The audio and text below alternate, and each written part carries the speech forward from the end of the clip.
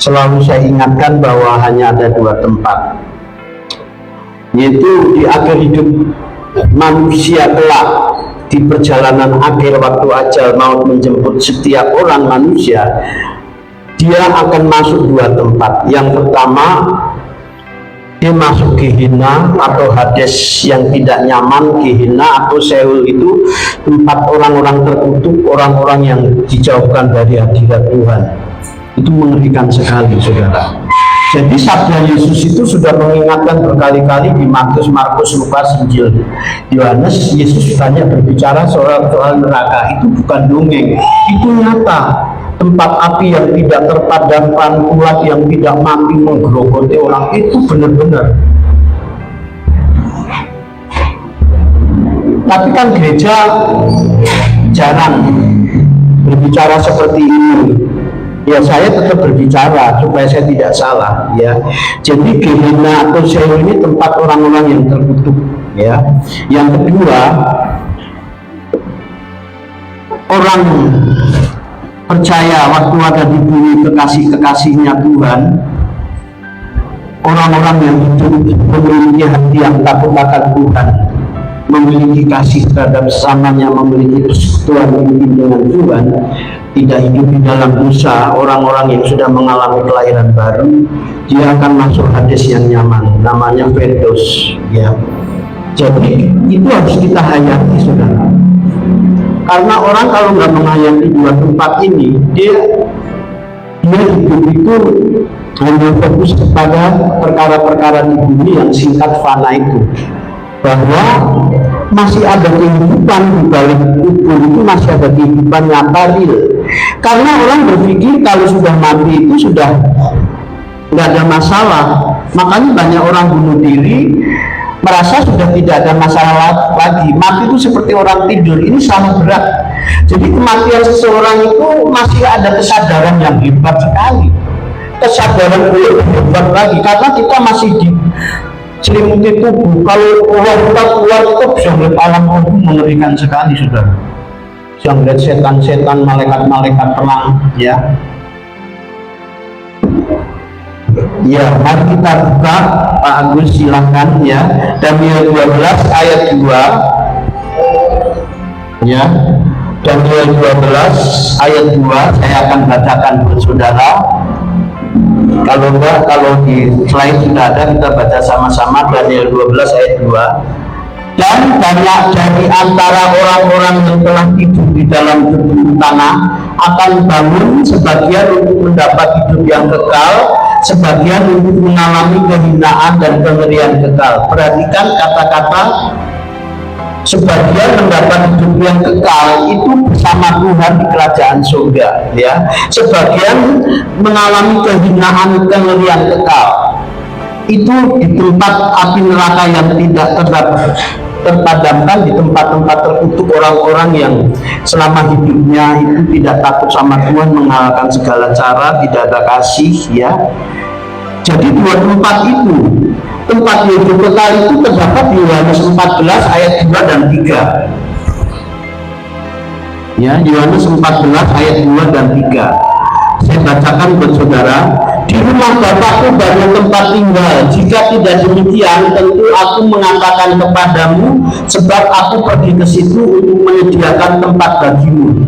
Dan apabila aku telah pergi ke situ dan telah menyediakan tempat bagimu, aku akan datang kembali dan membawa kamu ke tempatku, supaya di tempat di mana aku berada, kamu pun berada. Ini kerinduan hati Tuhan. Kerinduan hati Tuhan itu, Tuhan itu menanti-nantikan kita, menyediakan rumah yang kekal itu di kerajaan surga, di Firdaus itu, saudara. Jadi kalau Tuhan merindukan kita bersama-sama, Tuhan merindukan kita bersama-sama Dia, dan orang-orang yang tidak merindukan Tuhan itu mustahil bisa ketemu Tuhan. Itu aja prinsipnya. Jadi kalau kita tidak ada kerinduan bertemu Tuhan, itu kita sudah berkhianat sama Tuhan, ya. Jadi kerinduan bertemu dengan Tuhan itu mulai di dunia ini. Nanti kelak kita akan kembali ke rumah Bapa. Tapi ayat-ayat ini dipakai kalau orang sudah meninggal saja kan. Kalau sudah meninggal saja ayat ini dipakai, padahal waktu masih hidup itu ya kesempatan sekarang, bukan nanti ada api penyucian. Urusan suci kudus benar itu nanti belakangan. Saya masih sehat, saya masih jalan-jalan luar negeri, ya saya masih bersenang-senang. Ya kalau saya menghadapi orang seperti ini, saya sudah tidak bisa berbuat lagi. Ya, yang mendapat hidup kekal, yang kekal mendapat hidup kekal, sebagian mengalami kehinaan dan kekal itu Wahyu 14 ayat 11. Pak Agus silakan. Wahyu 14 ayat 11 saya akan bacakan biar cepat ya.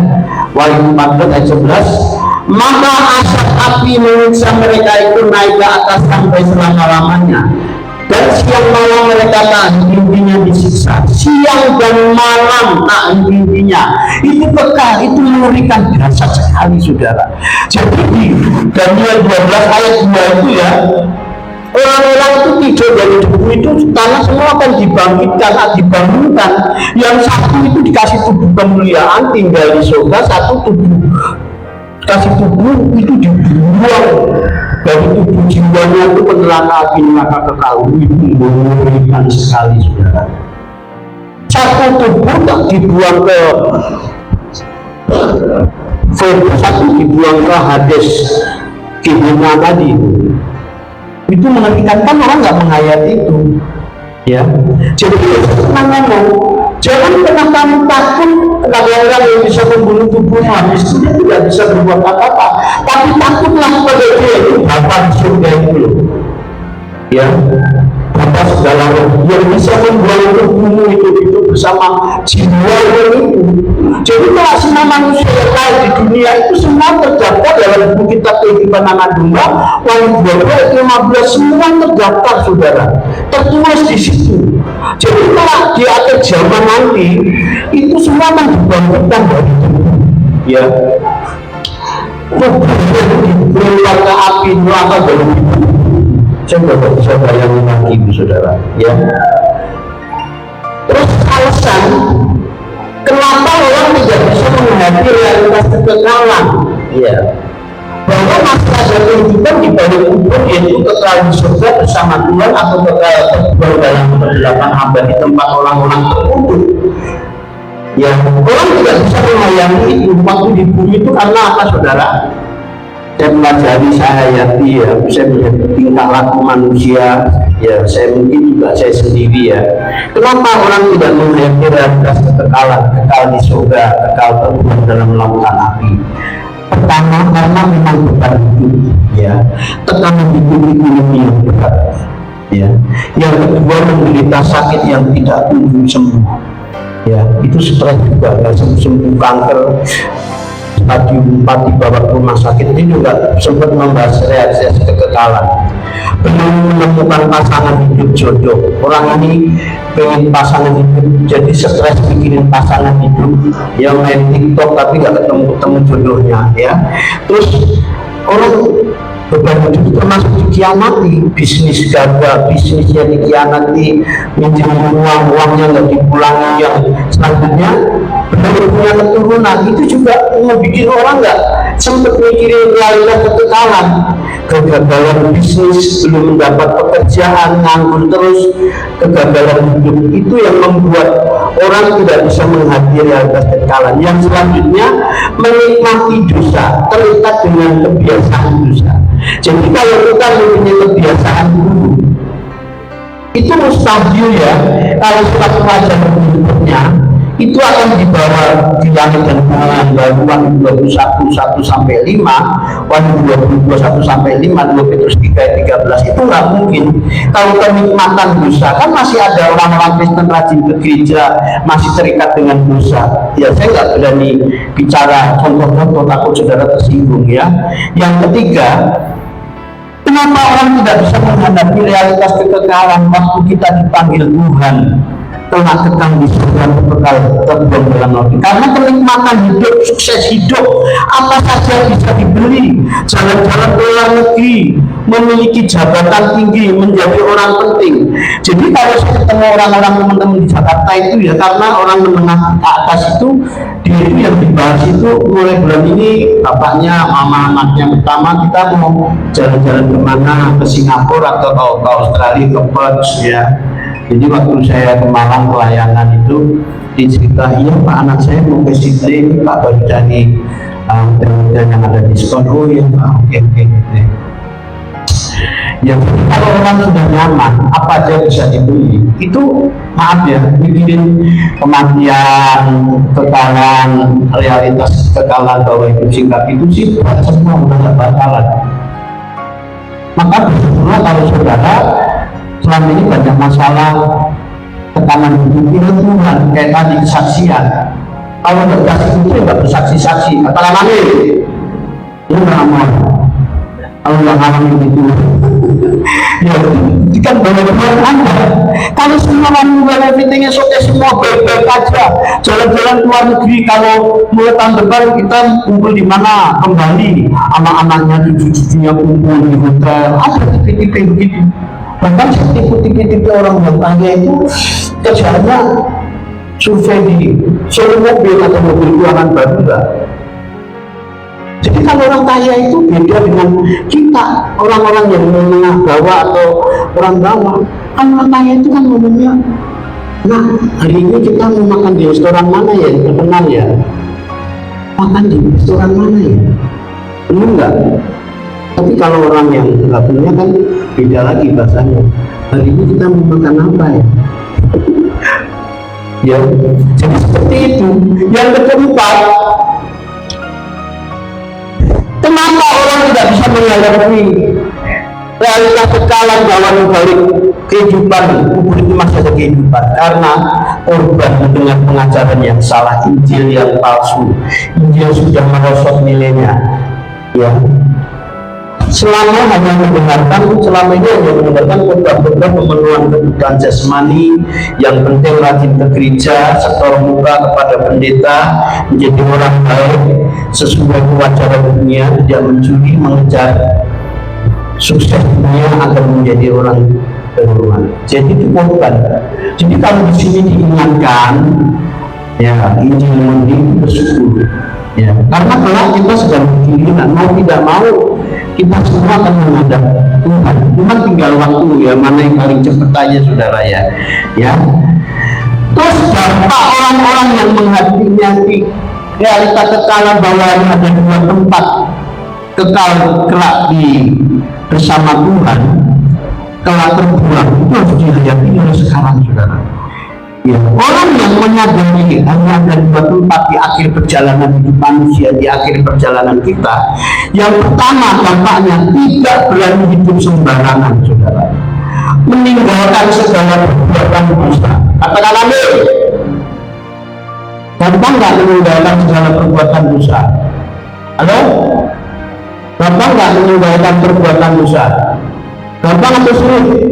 Bilang begini gue salah gitu. Ya sulit. Wah, itu berat saudara. Jadi kalau tahu bahwa nanti kita semua akan mati, nah yang ini saya tidak mau berbuat dosa terus. Tinggalkan dosa. Bahkan orang-orang yang telah masuk di langit dan bumi yang baru itu sudah tidak tertarik lagi dengan dosa, apalagi berkhianat terhadap pasangannya, ya. Menyadari ketragisan hidup.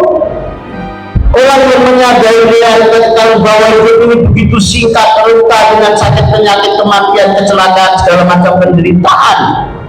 Ya, saya sendiri tahun kemarin kecelakaan patah tulang terus di Vincentus 4 hari. Waduh, kayaknya ini tanda-tanda buat lingkungan kepanggil saya. Ya, ngeri. Ini sedap saudara. Ya. Orang yang menghayati bahwa akhir hidup kita akan menuju realitas kekekalan bersama Tuhan yang berbuat lautan api, dia berusaha mengubah karakter, yaitu mau bertobat setiap hari dari kata minta dunia. Karena banyak bad karakter dalam diri kita terus kita terus untuk rasa itu. Ya jadi suami istri yang mau menang sendiri, yang dulu ngoceh-ngoceh, kalau nggak ngoceh-ngoceh nggak bisa berhenti, itu ada nggak tuh kira-kira? Ya kita harus berhenti, saudara. Ya, suami istri kalau mau menang sendiri itu repot, suka melecehkan orang, ngomong sembarangan, wah itu ngeri. Meninggalkan kebiasaan hidup kita yang tidak pernah di hadapan Tuhan, itu hobi-hobi gadget. Ya, saya percaya di sini nggak ada yang terikat sama game. Ada nggak yang masih terikat sama game? Kok sih geleng-geleng sih mengiyakan kali ini? Wah, itu yang gadget itu dimakan iblis otak pikirannya itu. Gila, bayangin, kiamat kuat, terbuanglah itu. Saya kasih tahu itu. Saya ada malam-malam kuliah di download sama anak saya. Tapi sekali beberapa detik itu langsung nggak sejahtera. Langsung saya matikan, saya baca-baca ayat lagi, hafalin ayat. Tuhan bilang jangan. Dalam Korea itu loh, kultivator sakti itu gumbal semua itu. Kalau saudara baru nggak tertarik kan, pas monyet-monyet begitu itu. Hah? Sekali enggak, kalau saya aku sekarang untuk kultivator elak gitu. Bukan awal sudah nggak sejahtera saya. Wah udah nggak bisa lagi. Tapi lumayan canggih juga, berbandingkan tapi sih nggak tertarik, saudara. Ya, itu kebiasaan dulu kita yang tidak berkenan di hadapan Tuhan. Apalagi masih main lotre, ada nggak sih main lotre zaman Soeharto dulu? Ada lotre apa SD apa itu? BSD apa itu? Judi online, wah itu ngeri sekali. Apalagi utang online, lebih baik saudara mati kelaparan daripada utang online. Nggak mungkin orang mati kelaparan, Pak Yogi langsung dikirim beras. Kasih tahu ya, mau jemaatnya nggak bisa berkembang lebih beras. Iya. Kemudian begini, saya juga di BSI, tapi kapasitasnya kita bisa bayar. Beli rumah, mobil, motor, kredit, asal itu memang terdeteksi kita bisa bayar. Jangan nggak bisa bayar, plus modal lagi 160, beli mobil Avanza, akhirnya diambil sama bank. Ya, ngeri itu saudara ya. Menyadari benar ajal maut bisa bergabung kita sewaktu-waktu. Itu kalau orang menyadari hidup itu ketahuan hidup bahwa kita akan menuju ke tempat itu, ya, menyadari bahwa hidup ini sewaktu-waktu ajal bisa menunggu kita. Menyadari bahwa hidup ini sebagai latihan persiapan untuk memasuki kehidupan sesungguhnya, yaitu LB3 langit dan bumi. Langit dan bumi yang baru. Yang persiapan diri atas sudah waktunya kita berkemas-kemas menghadap Tuhan. Kayak umur saya, Pak Yopi, apalagi Pak Cebor. Wah, udah nggak ada waktu lagi Pak Yance, Pak David, saya mah punya BPJS kelas 1, malah sakit terus-terusan. Jadi sekali-kali banggain. Cuma apa artinya kelas 1 kalau kita sering sakit? Mendingan saya kelas 3 tapi jarang sakit, ya setahun sekali lah. Apalagi bangga-banggain saya kelas 1. Wah, dalam hati ini orang, wah, jangan kita mintain sakit di kelas 1 ruangan AC. Ya, tapi kalau kita sering sakit itu melecehkan Tuhan itu. Mungkin jangan pakai BPJS tapi sehat walafiat sampai kedatangan Tuhan kedua kali. Iya. Jadi orang yang menganggap realitas kekekalan bahwa kita akan dipanggil Tuhan tempat di hadis yang nyaman itu, Petrus hadis yang nyaman itu Gehenna Poseidon. Selagi diberi kesempatan untuk berusaha mengasihi Tuhan, memiliki persekutuan itu dengan Tuhan, mengasihi sama kita, itu modal hidup.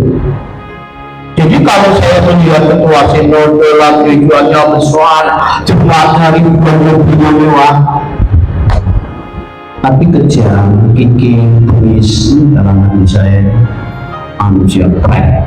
Saya bukan menghakimi, saya menemukan mawar seperti yang kadang-kadang saya itu merasa mencintai kebenarannya, tapi begitu tidak ada nilai kemanusiaan, soal-soal kecil perhitungan, soal uang kecil hanya perhitungan. Waduh saudara, kita tidak mungkin mengembangkan bakat potensi kita bekerja keras untuk tujuan kita untuk menjadi berkat. Jadi kayak saya ini harus berusaha apapun yang saya bisa menghasilkan, baik tanam sayur-sayuran, ternak, walaupun banyak halangan terus tetap kita kerjakan saudara, karena hidup itu singkat. Jadi mempersiapkan hidup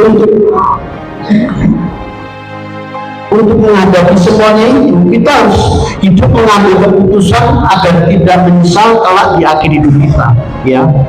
Jadi saudaraku yang dikasih Tuhan, jarang orang berbicara langit dan bumi yang baru, apalagi berbicara kematian, apalagi berbicara kekekalan. Banyak orang berjalan tanpa arah. Dia dapat dilihat cara yang menjalani hidupnya. Orang yang bukan mereka hidup seperti arah. Banyak orang yang jalannya arah jalannya salah, ya. Jadi mereka menjalani hidup orang yang bukan orang anak-anak Tuhan sembarangan menjalani hidup dia, tidak berbicarakan santun, tidak mau beribadah. Mereka beribadah tetapi mereka hidup hanya menuruti kehendak sendiri. Sesungguhnya mereka ini orang-orang yang terhilang. Jadi orang yang terhilang itu ala jalan itu bukan berarti mereka yang baik, santun, tidak mencuri, untuk suami istri, tetapi menurut kehendaknya sendiri. Orang yang tidak terhilang itu orang yang memiliki sepikiran seperasaan dengan Tuhan. Karena sabda Tuhan mengingatkan bahwa kamu sempurna seperti Bapa, serupa dengan Tuhan Yesus manusia Tuhan. Jadi orang terhilang itu bukan orang di luar gereja, bahkan di dalam gereja kalau hidupnya mau-maunya sendiri. Dari ayat 24, barang siapa yang memiliki Kristus menyalibkan daging segala hawa nafsunya, keinginan dia pengen punya itu, pengen punya itu, ya, mau begini masa bodoh dengan orang lain. Udah tidak mengambil perasaan Tuhan kalau saya bicara ini menyakiti orang ini. Kalau saya mengambil keputusan orang ini sakit hati, ya udah, ya. Jadi orang terhilang itu bukan orang yang bicara itu, bahkan di luar gereja sama. Kekristenan di dualisme sekarang ini kekristenan yang palsu, yang merosot nilainya, yaitu hanya menjadikan manusia beragama Kristen, hanya melakukan liturgi dalam gereja, sedangkan kekristenan original itu mengubah menjadi manusia yang berbuat dosa menjadi manusia yang berbuat ilahi, yang digarap manusia batiniahnya mengejar kesempurnaan hidup sempurna seperti Bapa, saudara. Ya, jadi seperti ini.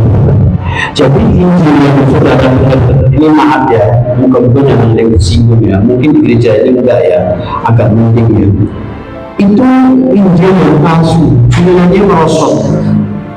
Padahal Injil kekristenan yang sejati itu pada abad pertama sampai sekarang itu masih sama nilainya. Kamu kalau mengasihi aku harus tidak mengasihi nyawamu sendiri, menyangkal diri pikul salib, itu tetap sama. Masalahnya gereja suara membantu itu kan nggak menyuarakan ini. Yang penting kamu ke gereja setor muka, tidak berbuat jahat, tidak mencuri, jadi orang baik, bermoralitas. Tapi riset Tuhan tidak menciptakan Injil yang benar atau Kristen benar, tidak bicara itu. Kamu harus pikiran seperasaan dengan Tuhan. Filipi 2 ayat 5. Kita dipanggil bukan menjadi umat beragama, Pak, menjadi umat Kristen, tapi dipanggil untuk melakukan kehendak Bapa di surga. Matius 7 ayat 21 sampai 25. Makanya Yohanes 4 ayat 34, maka aku melakukan kehendak Dia yang mengutus aku. Jadi Kristen yang benar itu diperagakan putra Bapa namanya Yesus, prototipe manusia. Sepanjang hidupnya tidak ada keinginan selain melakukan kehendak Bapa. Maka dirinya mengklaim, aku tidak pernah seorang diri, karena aku melakukan apa yang berkenan di hadapan Bapa. Yohanes 8 ayat 29. Jadi Saya tahu rahasia itu cara gagal. Bahwa rahasia disertai Tuhan itu melakukan kehendak Bapa. Kalau berbuat baik saja kamu nggak gagal ya, kamu mustahil melakukan kehendak Bapa. Udah tahu itu perlu ditolong, kamu nggak nolong. Kehendak Bapa itu ya, segala tindakan kita itu selalu persis apa yang Tuhan sepikiran dengan Tuhan, presisi dengan Tuhan itu nggak gampang. Melakukan kehendak Bapa itu membutuhkan kecerdasan roh. Jadi orang-orang yang demikian kelak kalau dipanggil Tuhan, maaf ya, ini sudah mau selesai, kurang 3 menit lagi, nggak bilang yakin. Kalau yang cinta Tuhan itu kalau dipanggil Tuhan, wah yakin. Itu orang Kristen ngomong pasti selamat, kita Yesus mati menunggu selesai. Itu simpel Tuhan. Itu hanya fantasi. Tetapi orang-orang yang cinta Tuhan, bergaul dengan Tuhan, mengasihi sesamanya, tidak hidup dalam dosa, dia akan percaya gimana nanti dia akan hidup. Jawabnya apa? Saya tahu. Aku tahu. Ke orang yang juara satu ditanya belajar setiap malam, kamu bisa nggak kerjakan soal? Oh aku yakin. Dia nggak bakal yakin tuh. Dia jawab aku tahu. Jadi aku yakin itu spekulatif. Masih rebutan warisan nggak jujur, soal uang nggak beres, kejam terhadap karyawannya, tapi dia rajin ke gereja. Aku yakin, tapi lah dibutakan kuasa Tuhan. Ya. Jadi seperti itu kebenaran firman Tuhan. Ya, kebenaran Tuhan ini memberkati saudara. Salam, terima kasih.